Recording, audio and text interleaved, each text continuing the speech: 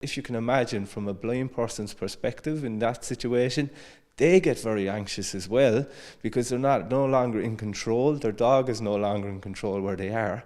They can lose their coordination very easily and get lost.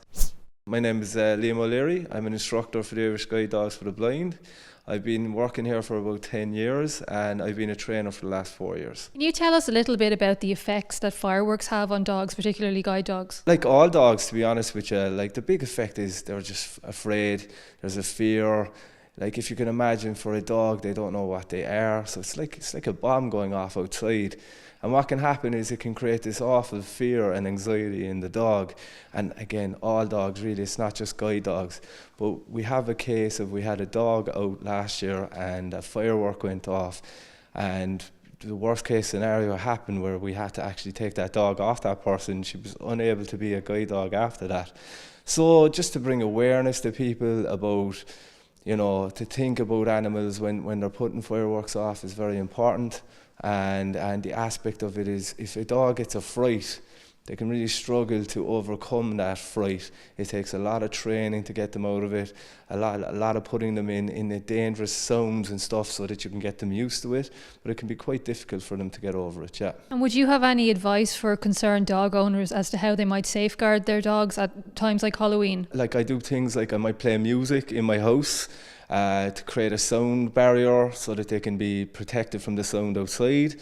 Really, to be honest with you, it's about your own demeanour as well. It's about being able to go, you're absolutely fine. There's no worries about that sound down there. Instead of being, oh my God, is this dog under pressure? Oh, how are you? You put them under more pressure. So really it's about being chill yourself. Don't worry about it. Don't make a big deal out of it. But equally, just try and drown out the sound if possible. Play a bit of music. Play the TV a bit louder can help. But really just preparing for it. Knowing when they're going to happen.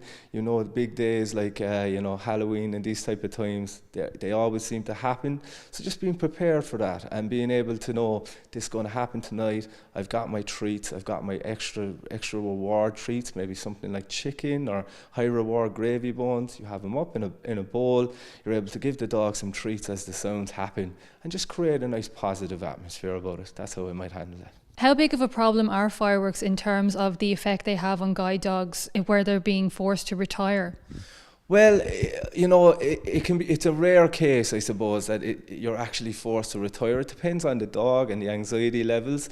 But in general, big cities like Dublin, Cork City, these type of places, we have lots of guide dogs in these places. They're living all around the city, and it really can have quite a detrimental effect on the dog.